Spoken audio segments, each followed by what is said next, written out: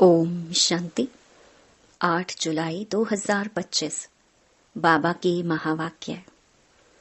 मीठे बच्चे, यह तुम्हारा जीवन बहुत बहुत अमूल्य है, क्योंकि तुम श्रीमत पर विश्व की सेवा करते हो। इस हेल को हेवन बना देते हो। प्रश्न: खुशी गायब होने का कारण तथा उसका निवारण क्या है? उत्तर: खुशी गायब होती है, पहला, देह अभिमान में आने के कारण। दूसरा, दिल में जब कोई शंका पैदा हो जाती है तो भी खुशी गुम हो जाती है। इसीलिए बाबा राय देते हैं, जब भी कोई शंका उत्पन्न हो तो फौरन बाबा से पूछो। देही अभिमानी रहने का अभ्यास करो तो सदैव खुश रहेंगे। ओम शांति। ऊंच ते ऊंच भगवान और फिर भगवानुवाच बच्चों के आगे। मैं तुमको ऊंच ते ऊंच बनाता हूं तो तुम बच्चों को कितनी खुशी होनी चाहिए। समझते भी हो बाबा हमको सारे विश्व का मालिक बनाते हैं। मनुष्य कहते परमपिता परमात्मा ऊंच ते ऊंच है। बाप खुद कहते हैं, मैं तो विश्व का मालिक बनता नहीं हूं। भगवानुवाच मुझे मनुष्य कहते हैं ऊंच ते ऊंच भगवान, और मैं कहता हूं कि मेरे बच्चे ऊंच ते ऊंच हैं। सिद्ध कर बताते हैं। पुरुषार्थ भी ड्रामा अनुसार कराते हैं। कल्प पहले मुहाफिक। बाप समझाते रहते हैं, कुछ भी बात ना समझो तो पूछो। मनुष्यों को तो कुछ भी पता नहीं है। दुनिया क्या है, वैकुंठ क्या है। भल कितने भी कोई नवाब मुगल आदि होकर गए हैं। भल अमेरिका में कितने भी पैसे वाले हैं, परंतु इन लक्ष्मी नारायण जैसे तो हो ना सके। वह तो व्हाइट हाउस आदि बनाते हैं, परंतु वहां तो रतन जड़ित गोल्डन हाउस बनते हैं। उसको कहा ही जाता है सुख धाम।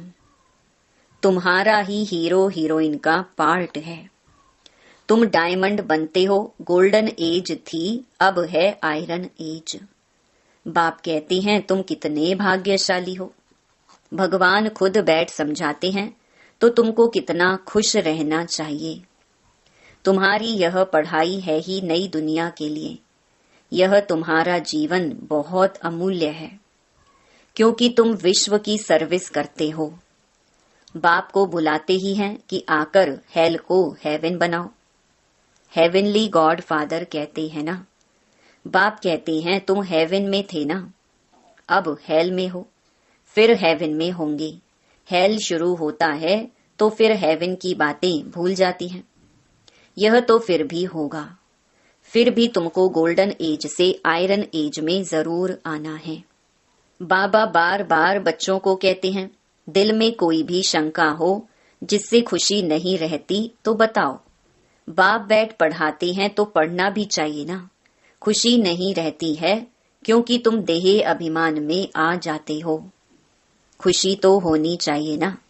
बाप तो सिर्फ ब्रह्मांड का मालिक है, तुम तो विश्व के भी मालिक बनते हो।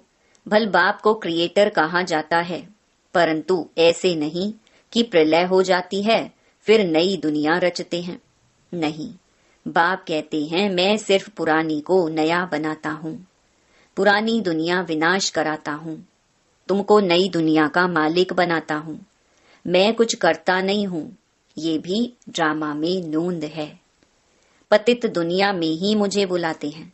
पारसनाथ बनाता हूँ तो बच्चे खुद पारसपुरी में आ जाते हैं। वहां तो मुझे कभी बुलाते ही नहीं हैं। कभी बुलाते हो कि बाबा पारसपुरी में आकर थोड़ी विजिट तो लो, बुलाते ही नहीं। गायन भी है, दुख में सिमरन सब करें, पतित दुनिया में याद करते हैं, सुख में करे न कोई। न याद करते हैं न बुलाते हैं। सिर्फ द्वापर में मंदिर बनाकर उसमें मुझे रख देते हैं। पत्थर का नहीं तो हीरे का लिंग बनाकर रख देते हैं पूजा करने के लिए। कितनी वंडरफुल बातें हैं। अच्छी तरह से कान खोलकर सुनना चाहिए। कान भी प्योर करना चाहिए, प्योरिटी फर्स्ट। कहते हैं शेरनी का दूध सोने के बर्तन में ही ठहर सकता है, इसमें भी पवित्रता होगी तो धारणा होगी। बाप कहते हैं काम महाशत्रु है, इन पर विजय पानी है। तुम्हारा यह अंतिम जन्म है, यह भी तुम जानते हो। यह वही महाभारत लड़ाई भी है। कल्प कल्प जैसे विनाश हुआ है, हूबहू अब भी होगा। ड्रामा अनुसार तुम बच्चों को स्वर्ग में फिर से अपने महल बनाने हैं, जैसे कल्प पहले बनाए थे। स्वर्ग को कहते ही हैं पैराडाइज। पुराणों से पैराडाइज अक्षर निकला है। कहते हैं मान सरोवर में परियां रहती थी, उसमें कोई टुबका लगाए तो परी बन जाए। वास्तव में है ज्ञान मान सरोवर, उसमें तुम क्या से क्या बन जाते हो। शोभनिक को परी कहते हैं, ऐसे नहीं पंखों वाली कोई परी होती है। जैसे तुम पांडवों को महावीर कहा जाता है, उन्होंने फिर पांडवों के बहुत बड़े बड़े चित्र, गुफाएं आदि बैठ दिखाई हैं। भक्ति मार्ग में कितने पैसे बर्बाद करते हैं। बाप कहते हैं हमने तो बच्चों को कितना साहूकार बनाया, तुमने इतने सब पैसे कहाँ किए। भारत कितना साहूकार था, अभी भारत का क्या हाल है। जो 100% सॉल्वेंट था, अब 100% इनसॉल्वेंट बन पड़ा है। अभी तुम बच्चों को कितनी तैयारी करनी चाहिए। बच्चों आदि को भी यही समझाना है कि शिव बाबा को याद करो तो तुम श्री कृष्ण जैसा बनोगे। तुम बच्चों को कितनी खुशी रहनी चाहिए, लेकिन अपार खुशी उन्हें ही रहेगी जो सदा दूसरों की खिदमत सेवा में रहते हैं। मुख्य धारणा चलन बहुत बहुत रॉयल हो, खान पान बहुत सुंदर हो। तुम बच्चों के पास जब कोई आते हैं तो उनकी हर प्रकार से खिदमत करनी चाहिए, स्थूल भी तो सूक्ष्म भी। जिस्मानी रूहानी दोनों करने से बहुत खुशी होगी। कोई भी आए तो उनको तुम सच्ची सत्यनारायण की कहानी सुनाओ। शास्त्रों में तो क्या क्या कहानियां लिख दी हैं। विष्णु की नाभि से ब्रह्मा निकला, फिर ब्रह्मा के हाथ में शास्त्र दे दिए हैं। अब विष्णु की नाभि से ब्रह्मा कैसे निकलते हैं, कितना राज है, और कोई इन बातों को कुछ समझ ना सके। नाभि से निकलने की तो बात ही नहीं है। ब्रह्मा सो विष्णु, विष्णु सो ब्रह्मा बनते हैं। ब्रह्मा को विष्णु बनने में सेकंड लगता है। सेकंड में जीवन मुक्ति कहा जाता है। बाप ने साक्षात्कार कराया, तुम विष्णु का रूप बनते हो। सेकंड में निश्चय हो गया। विनाश साक्षात्कार भी हुआ, नहीं तो कलकत्ता में जैसे राजाई ठाट से रहते थे, कोई तकलीफ नहीं थी, बड़ी रॉयल्टी से रहते थे। अब बाप तुम्हें यह ज्ञान रत्नों का व्यापार सिखलाते हैं। वह व्यापार तो इनके आगे कुछ भी नहीं है, परंतु इनके पार्ट और तुम्हारे पार्ट में फर्क है। बाबा ने इनमें प्रवेश किया और फट से सब छोड़ दिया। भट्ठी बननी थी, तुमने भी सब कुछ छोड़ा। नदी पार कर आए, भट्ठी में पड़े। क्या क्या हुआ, कोई की परवाह नहीं। कहते हैं श्री कृष्ण ने भगाया। क्यों भगाया? उन्हों को पटरानी बनाने। यह भट्ठी भी बनी तुम बच्चों को स्वर्ग की महारानी बनाने के लिए। शास्त्रों में तो क्या क्या लिख दिया है, प्रैक्टिकल में क्या क्या है, सो अब तुम समझते हो। भगाने की बात ही नहीं, कल्प पहले भी गाली मिली थी, नाम बदनाम हुआ था। यह तो ड्रामा है, जो कुछ होता है कल्प पहले मुहाफिक। अभी तुम अच्छी रीति जानते हो, कल्प पहले जिन्होंने राज्य लिया है वह जरूर आएंगे। बाप कहते हैं मैं भी कल्प कल्प आकर भारत को स्वर्ग बनाता हूँ। पूरा 84 जन्मों का हिसाब बताया है। सतयुग में तुम अमर रहते हो, वहां अकाले मृत्यु होती नहीं। शिव बाबा काल पर जीत पहनाते हैं। कहते हैं मैं कालों का काल हूँ। कथाएं भी है ना, तुम काल पर विजय पाते हो। तुम जाते हो अमर लोक में। अमर लोक में ऊंच पद पाने के लिए एक तो पवित्र बनना है, दूसरा फिर दैवी गुण भी धारण करने हैं। अपना रोज पोता मेल रखो।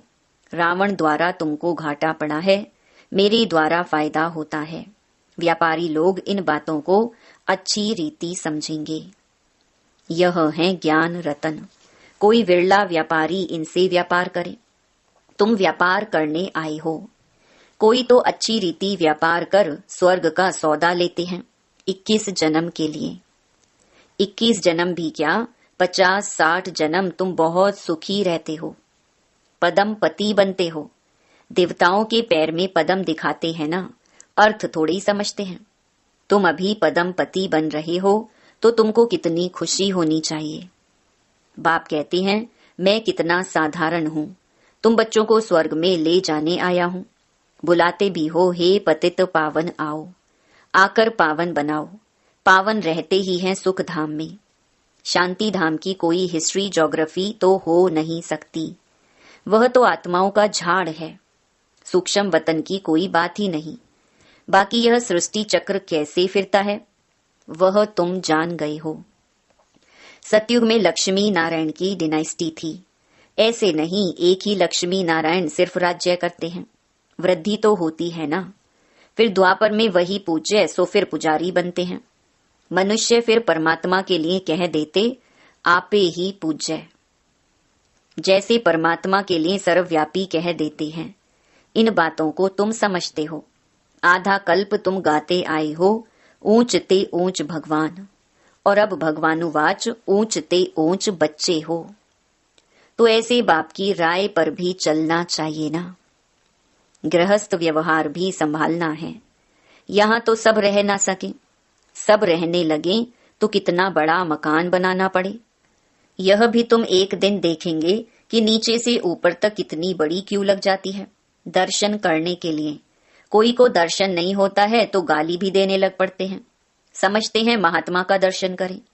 अभी बाप तो है बच्चों का, बच्चों को ही पढ़ाते हैं। तुम जिसको रास्ता बताते हो कोई तो अच्छी रीति चल पड़ते हैं, कोई धारणा कर नहीं सकते। कितने हैं जो सुनते भी रहते फिर बाहर में जाते हैं तो वहां के वहां रह जाते। वह खुशी नहीं, पढ़ाई नहीं, योग नहीं। बाबा कितना समझाते हैं चार्ट रखो, नहीं तो बहुत पछताना पड़ेगा। हम बाबा को कितना याद करते हैं, चार्ट देखना चाहिए।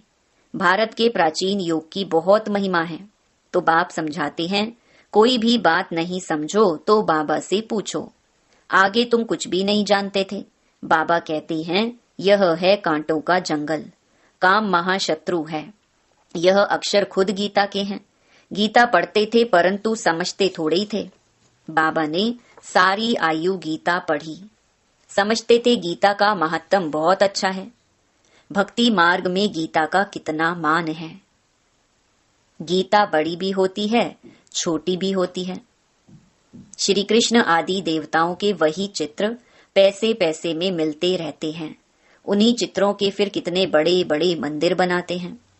तो बाप समझाते हैं तुमको तो विजय माला का दाना बनना है।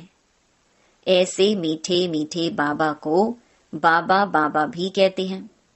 समझते भी हैं स्वर्ग की राजाई देते हैं, फिर भी सुनंती कथंती अहो माया फारकती देवंती।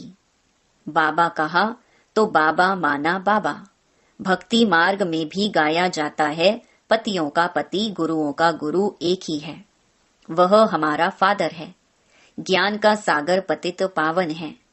तुम बच्चे कहते हो बाबा हम कल्प कल्प आपसे वर्षा लेते आए हैं, कल्प कल्प मिलते हैं। अब बेहद के बाप से हमको जरूर बेहद का वर्षा मिलेगा। मुख्य है ही अल्फ, उसमें बे मर्ज है। बाबा माना वर्षा, वह है हद का, यह है बेहद का। हद के बाबा तो ढेर के ढेर हैं, बेहद का बाप तो एक ही है। अच्छा, मीठे मीठे 5000 वर्ष बाद फिर से आकर मिलने वाले बच्चों प्रति बाप दादा का याद प्यार और गुड मॉर्निंग। रूहानी बाप की रूहानी बच्चों को नमस्ते। धारणा के लिए मुख्य सार। पहला, स्थूल सूक्ष्म खिदमत सेवा कर अपार खुशी का अनुभव करना और कराना है। चलन और खान पान में बहुत रॉयल्टी रखनी है। दूसरा, अमर लोक में ऊंच पद पाने के लिए पवित्र बनने के साथ साथ दैवी गुण भी धारण करने हैं। अपना पोता मेल देखना है कि हम बाबा को कितना याद करते हैं। अविनाशी ज्ञान रत्नों की कमाई जमा कर रहे हैं। कान प्योर बने हैं जिसमें धारणा हो सके। वरदान, सेवा करते हुए याद के अनुभवों की रेस करने वाले सदा लवलीन आत्मा भव। याद में रहते हो, लेकिन याद द्वारा जो प्राप्तियां होती हैं, उस प्राप्ति की अनुभूति को आगे बढ़ाते जाओ। इसके लिए अभी विशेष समय और अटेंशन दो, जिससे मालूम पड़े कि यह अनुभवों के सागर में खोई हुई लवलीन आत्मा है।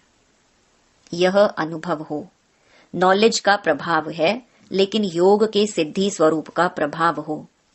सेवा करते हुए याद के अनुभवों में डूबे हुए रहो। याद की यात्रा के अनुभवों की रेस करो। स्लोगन, सिद्धि को स्वीकार कर लेना अर्थात भविष्य प्रारब्ध को यहाँ ही समाप्त कर देना। अव्यक्त इशारे, संकल्पों की शक्ति जमा कर श्रेष्ठ सेवा के निमित्त बनो। जितना जितना आप बच्चे श्रेष्ठ संकल्प की शक्ति से संपन्न बनते जाएंगे, उतना श्रेष्ठ संकल्प की शक्तिशाली सेवा का स्वरूप स्पष्ट दिखाई देगा। हर एक अनुभव करेंगे कि हमें कोई बुला रहा है। कोई दिव्य बुद्धि द्वारा शुभ संकल्प का बुलावा हो रहा है। कोई फिर दिव्य दृष्टि द्वारा बाप और स्थान को देखेंगे। दोनों प्रकार के अनुभवों द्वारा बहुत तीव्र गति से अपने श्रेष्ठ ठिकाने पर पहुंच जाएंगे। अच्छा, ओम शांति।